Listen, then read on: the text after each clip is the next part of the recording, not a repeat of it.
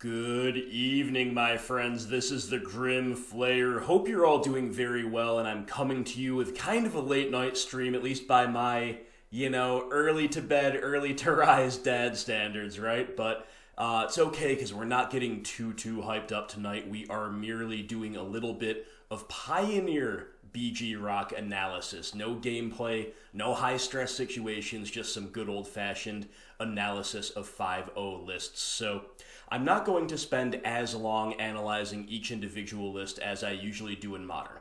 Number one reason for that is we've got 4 different lists we're going to take a look at, and reason number 2 is that Pioneer is still way more wide open than Modern, and I am way less of an expert on Pioneer than I am on Modern. In fact, I'm nothing like an expert on Pioneer, so that's maybe going to lend an interesting element to this. We're going to be asking questions as much or more than offering critical analysis, but we are going to take a look at what's been managing to 5-0 with the Rock. And of course, my friends, I do always really, truly appreciate your feedback in these regards. So we had 3 lists that qualify as Rock, although some of them have some notable deviations from kind of a typical Rock list from October 31st. I believe, correct me if I'm wrong, this was the second 5-0 dump, and in the first 5-0 dump we did not see any Rock lists. I believe that's the case. So we had one from Hellmonkey, and then 2 others that we're going to take a look at from Ben and Morrow 92 and Sergeant Welch. And then we also had a drop on the 4th of November more recently with yet another BG Rock list that we're going to take a look at. So 4 lists, some moderately in-depth analysis on each of them. Thank you in advance for watching. Thank you so much to the Patreon supporters who do make this content possible. And let's jump right in. Okay, guys, so first up, Hellmonkey's 5-0, and the first thing we see is the main deck, Garruk, Cursed Huntsman. I am going to do this. I'm just simply going to do this. I've been meaning to for a while. This card has overperformed every time I've cast it, and also more generally, every time I think I'm just unrealistically grindy, I have other decks outgrind me. So it's where the format's at, and maybe the bans will change that. Remember, all of these lists are pre-ban, so we need to look at that and keep that in mind. But in general, I do think that main decking a Garruk, main decking a super grindy value bomb is definitely the way to go. We also have Vraska Relic Seeker, which I think 1 or 2 of you have suggested at various stages in the comments, and this is another 6 mana bomb. We can pump out Black Pirate tokens with Menace. We can tick down to destroy artifact, creature, or enchantment and make a treasure. And we can -10 to give somebody a life total of 1. To me, Vraska does seem less impactful and less powerful and less attractive than Garruk, but maybe I'd be looking at a 5 mana walker instead. We'll see one that I might be more interested later in a subsequent list, but definitely an interesting one, definitely one that I can see as decent. But we do have a very slim creature suite. 3 copies of Tireless Tracker. This card has overperformed for me, definitely a huge fan of that. But then from there, it's really interesting. There's nothing at the 1 and 2 drop slot, and indeed, not that much else. Like, we're really not trying to win by a traditional mid-range strategy, which would have something more like 13, 14, 15 creatures in it maybe. A couple Kalidases, a Murderous Rider, and 2 copies of Nissa Vastwood Seer, which is going to help us ramp in the deck. It's a 2/2 bear that lets you go tutor up a forest to your hand, and then once you hit the 7th land, she's going to flip and become a value engine from there. So very interesting, and it makes more sense when you get to the sorcery, because we have the Dark Petition and Seasons Past package.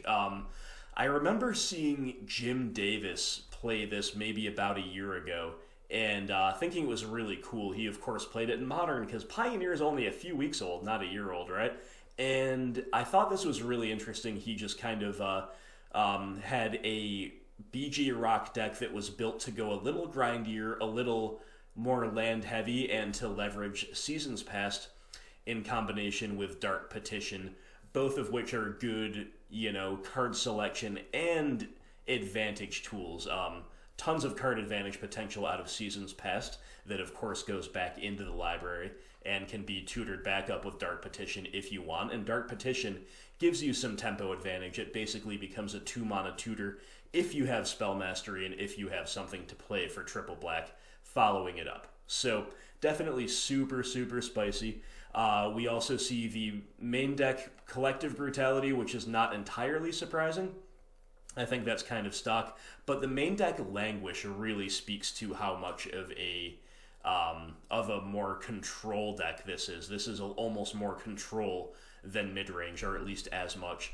One of Read the Bones definitely bridging the gap in the mid-game, getting us the land drops we need, or, this is a deck that's going to be very prone to flood with 25, so we can, of course, do the opposite and bottom some lands. Either way, we're drawing 2, which is nice. I've also thought about playing one of these as just some glue for the deck. And a Sign in Blood as well, definitely very, very interesting. I think we can leverage one Sign in Blood reasonably when we're only in a 2-color deck. And with how strong Sultai is, even after the bans of some powerful green cards that maybe play a little more nicely with the blue stuff, we really need to find ways to maximize the advantages of being only a 2-color deck. Maybe Sign in Blood is one of them. 4 Thoughtseize, 3 Abrupt Decay, 2 Trophy, 1 copy of Crypt Incursion. This is some mega, mega spice. Don't know if I see it as particularly main deckable in a rock deck. This is like classic mill technology to me, but it's definitely a real interesting one. Let me know what you guys think about that.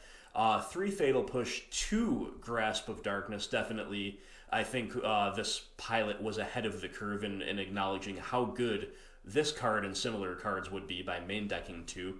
We've got a copy of To the Slaughter, which is one that's been on my radar, a nice Edict effect with some 2-for-1 potential. And of Vraska's Contempt, also an exile effect. So again, the very techie removal suite, the very techie interaction suite, it really makes sense when you're playing a card like Seasons Past and cards like Dark Petition. So keep that in mind when you are evaluating this, that this is kind of a tutor package to some degree, but definitely still a lot of stuff that's at least close to viable on its own in a vacuum of a BG mid-range deck. Nice land base, 25 lands going nice and big. Lots of utility from 3 Hissing Quagmire and 4 Temple of Malady. Only 2 Field of Ruin, and I'm beginning to think that this is correct. I've been punished a lot for playing only 3 colorless lands, and Field has not been all that necessary in my games, even though, Field of the Dead is a card, lots of other things are cards. It's good with some of our things. I kind of like this, and in the sideboard we have a 3rd Kalitas, a 2nd Vraska Relic Seeker, 2 more Collective Brutality, so we're doubling down on a lot of effects that already do exist in the main deck. Cry of the Carnarium for a small creature sweeper, Graveyard Hate as well. Essence Extraction, Lightning Helix that only goes to the board for 3 mana. It's interesting, it definitely seems decent against the red decks, but I don't really know how I rate that card. Think there are better cards to play than that. Think we've got enough life gain in this deck, and I also think there are other better life gain options. 1 of Lost Legacy, which is not really as common as I thought it would be, but it's something I've been playing. 2 Veil of Summer, can't argue with that. 1 of Ashiok, sure. I'm not exactly sure how to rate Ashiok, but I'm never going to say no to a 1 of in any format. 2 Duress, good enough, but I do like Despise a little bit lately. And at the same time, I'm also a little bit iffy on discard effects in general. They're not as impactful as I hope they would be. But again, maybe the bans will be changing our perception of that. 1 of Illness in the Ranks, pretty spicy, and 2 Unravel the Ether, which is not loading for us, but it's a deglamor. And, there are all kinds of naturalized alternatives. We'll see different ones in the subsequent lists. Not exactly sure how to rate that. I don't think the shuffle back into the library effect is all that necessary here in this format, but I could be wrong. In any case, 1 or 2 interesting card choices aside, I do Really like this list, and let me know, my friends, what you think about the Dark Seasons package. Dark Petition in Seasons Past. Even if we don't go that far with my build, because I'm going to be making significant changes to my build based on this analysis and based on your feedback, I do like a lot of what's going on here. I like the more consistent mana base. I like getting our utility more from green-black duels.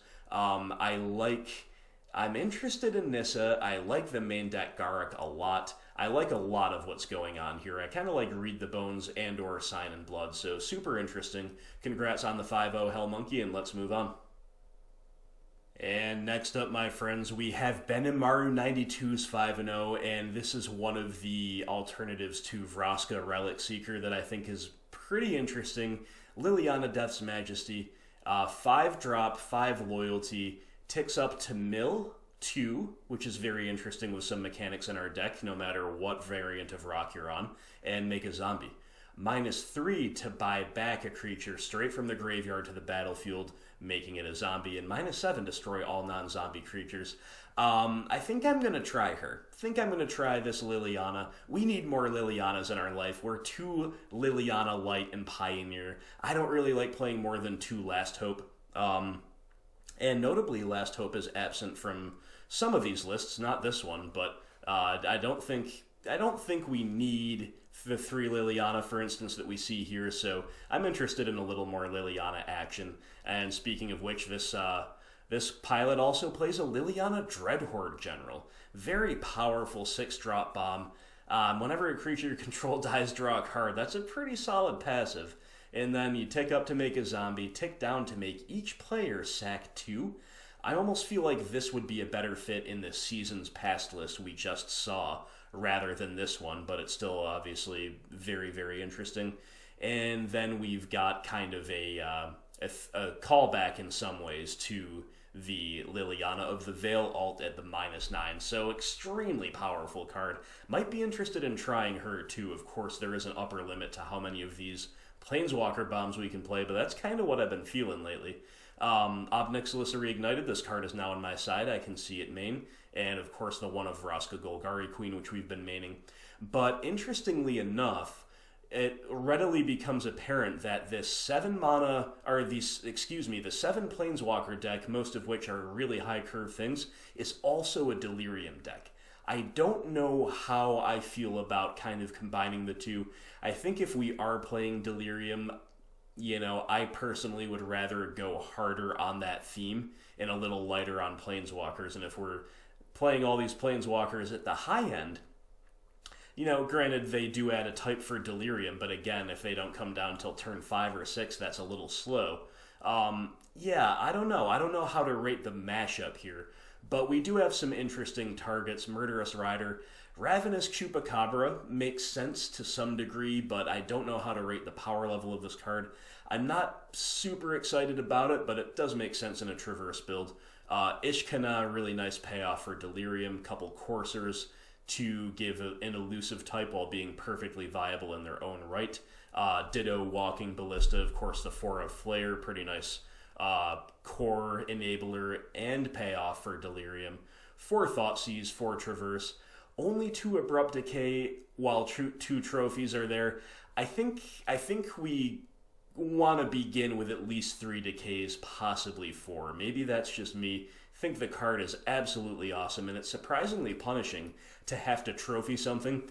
And the meta's so fair that even the utility of being able to trophy a tough land, it feels worse than it does in Modern. It really does. Or it at least worse relative to Decay Whiffing.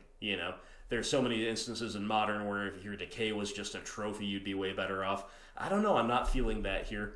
We do have a 1 of Dead Weight. I think that's very interesting. I do like it a lot over the 4th Fatal Push if we're on the Delirium theme. Only 23 lands in a Traverse deck makes total sense.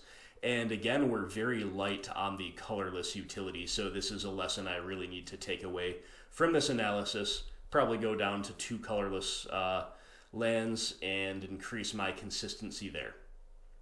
Got another Walking Ballista, a couple Ashiok in the sideboard along Cry of the Carnarium, 2 Liliana's Triumph, and 2 copies of Reclamation Sage. I guess this is because it is a traverse target, but I do wonder if just like the nature of the format means we kind of want the 2-1 over other naturalize alternatives anyway for the cost of 1 more mana. I don't know, let me know what you think there.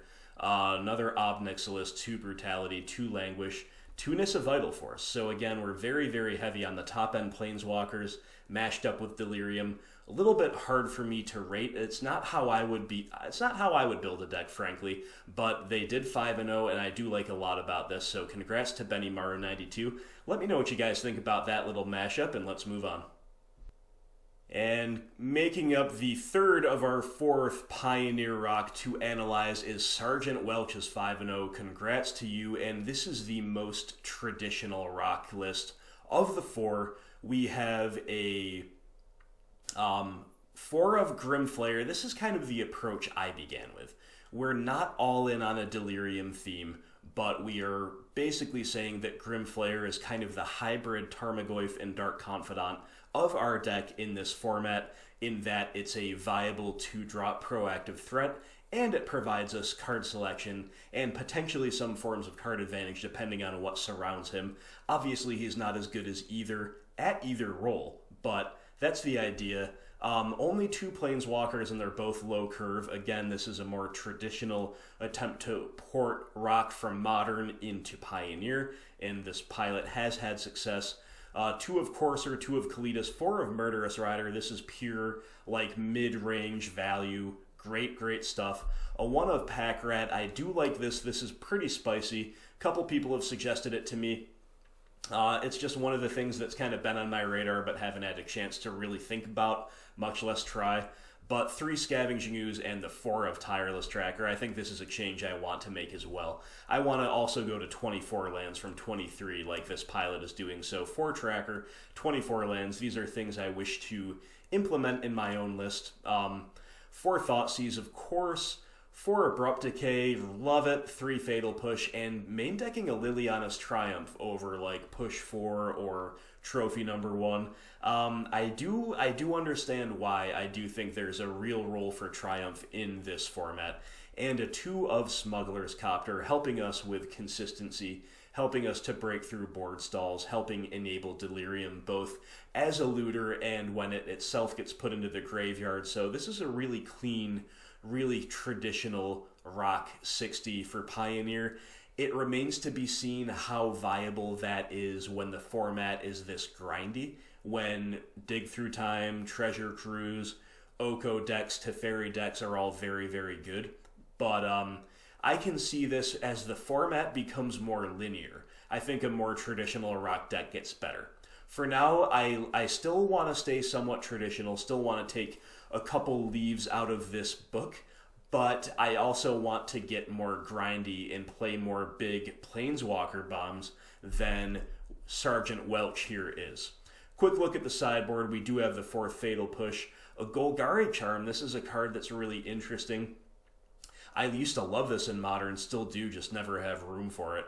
I thought about playing it in my Pioneer list. I don't see the exact matchups that we really need it for. If anyone has some insight on that, you can let me know. But it's a powerful card. We should be considering it. More removal, Murderous Cut. Okay, I think I'd rather have I think I'd rather have Grasp of Darkness or Bile Blight or Cast Down, but whatever. 2 Pithing Needles, sure. 3 Veil of Summer, sure. 2 Natural State, again, we see the extreme diversity in Naturalize effects. Interesting to opt for Natural State. I think this just shows us more than anything that the Aetherworks Marvel deck is not something that we're anywhere near as afraid of as many of us thought.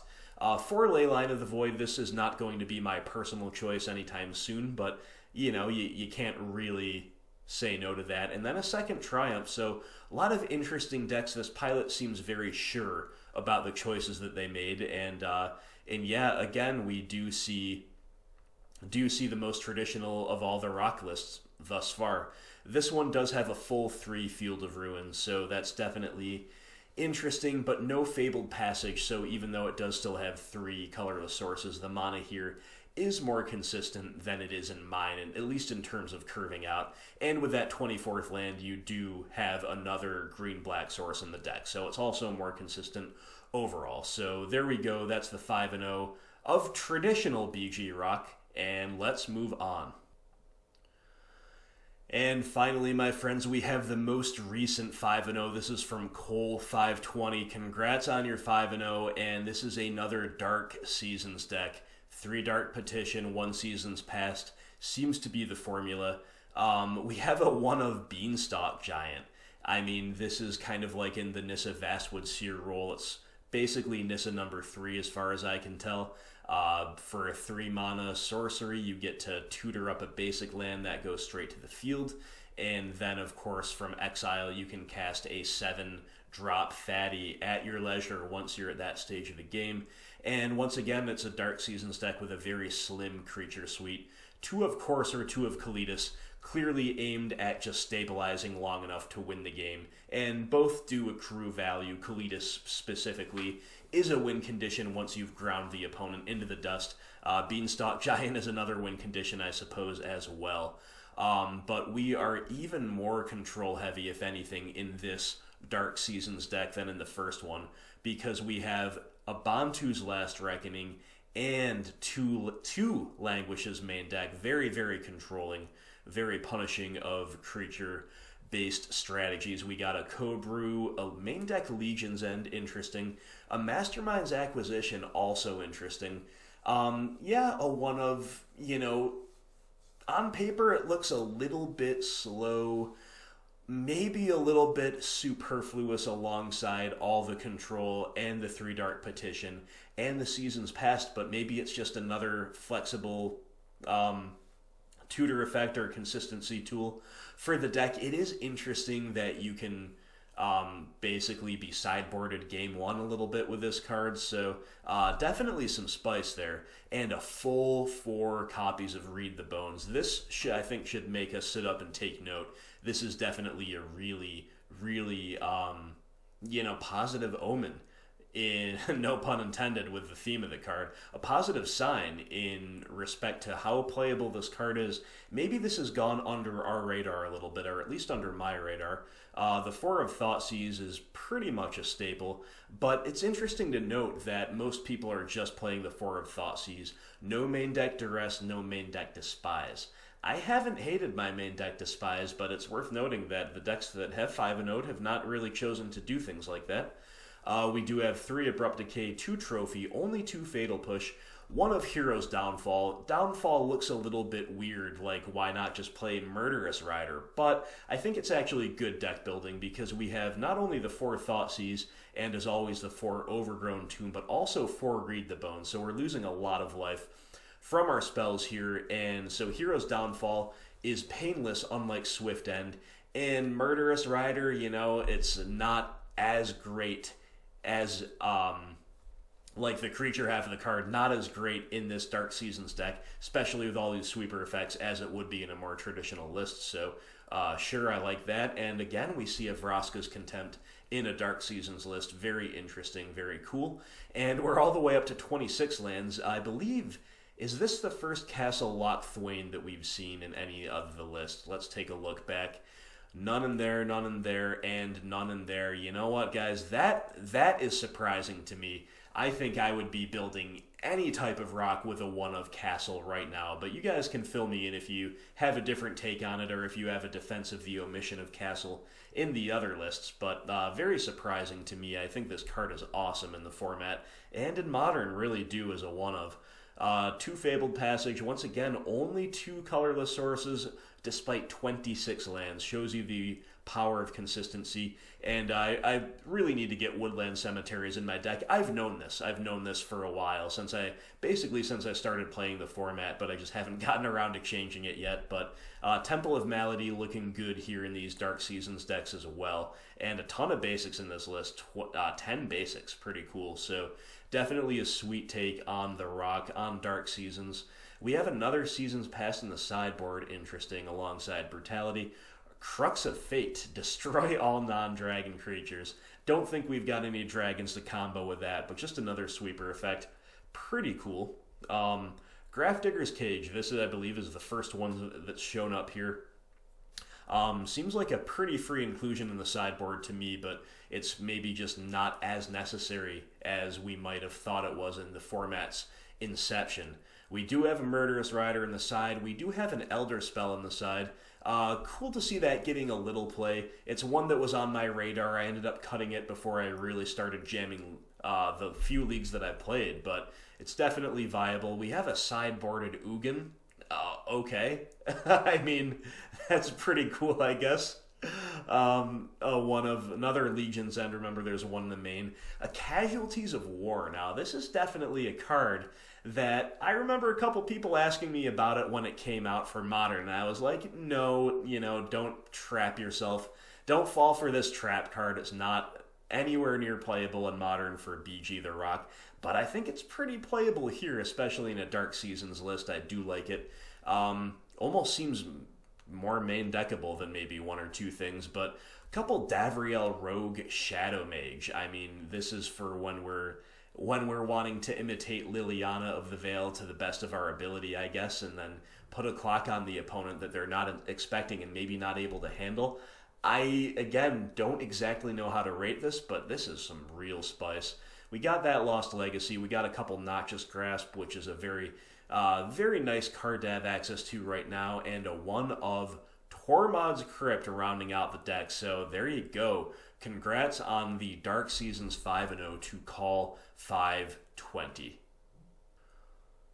Alright guys, so that was a look at the 5-0